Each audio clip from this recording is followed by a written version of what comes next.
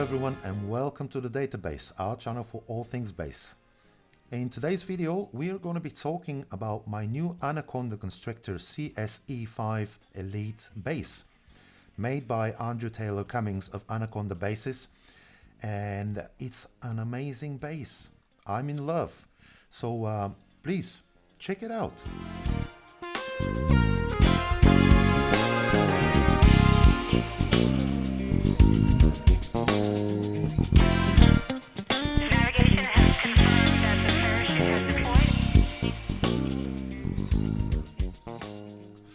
Alright guys, so let me talk you through the builds. Starting with the Craftsmanship, which is nothing short of outstanding. I think Andrew from Anaconda Basses has gone above and beyond to really make this bass feel and look special. And I've played a lot of basses, high-end basses, and I would put this one up there with the likes of MTD and Ken Smith. It just plays great and it feels great, and there was nothing more I could have wanted from a bass. This is exceptional. Starting with the woods, the top and the bottom are American walnut, and the core is Idigbo, which is an African wood, which is sounds very nice, punchy and tied. The neck is made of a 5-piece maple and bubinga, and the fretboard is Wenge. Now, you see that the bass looks like a neck through, but it's actually a bolt-on bass. And that's because I really like the looks of a neck through bass, but I prefer the sound and the punch, the attack of a bolt-on bass. So, Andrew, that's another one of my weird things I wanted about this bass. And he's done it perfectly. He made it look like it's a neck through, but as you can see here, it doesn't go down to the body, it's just a cover. The bass has Evo Gold fret wire, a narrow gauge, which is, to me, it's a lot more comfortable to play. I don't like chunky frets.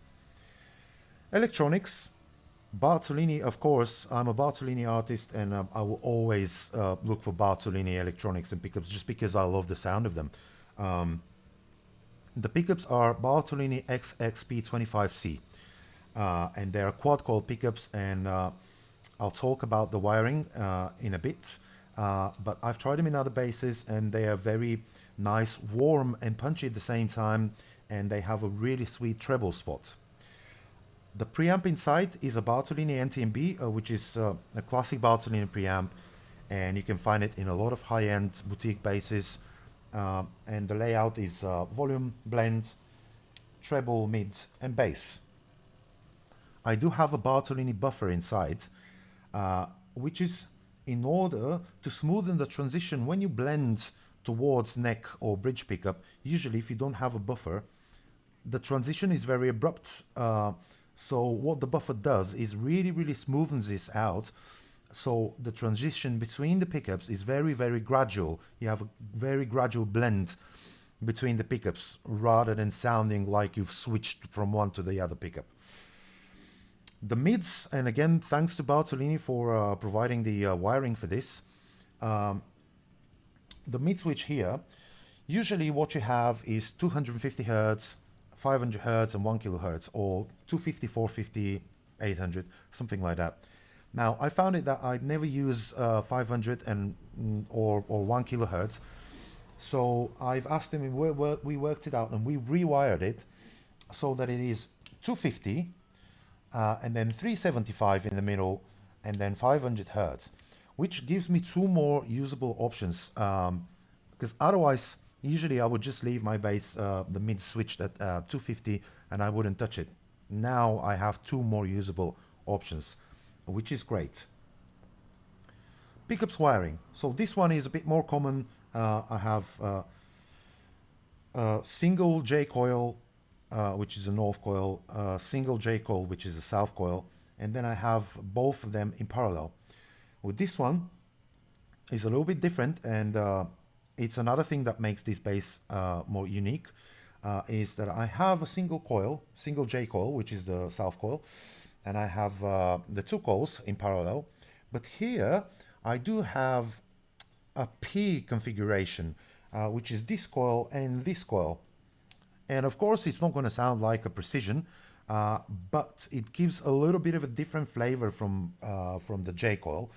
And this is what I was after, just a slightly different sound. I'm really happy about it, and many thanks to Eric Brown, who worked out the wiring for this pickup for a three-way switch, which it just wasn't as straightforward, and it's not something you can find online. So again, many thanks for that. Now, moving on to the bridge. This is a Ray Ross saddleless bass bridge.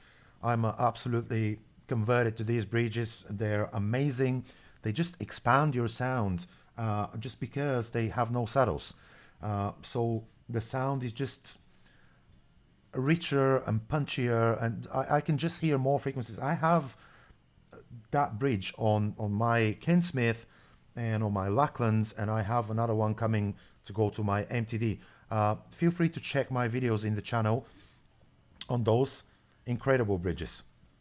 Another feature of the bass, it has Hipshot Gold tuners, and I do have a D tuner on the B string because B is apparently not low enough, so I wanted a low A, which I think is a nice touch and another custom addition to the build. And I think that's it with the actual build. Let's move on to some sound samples.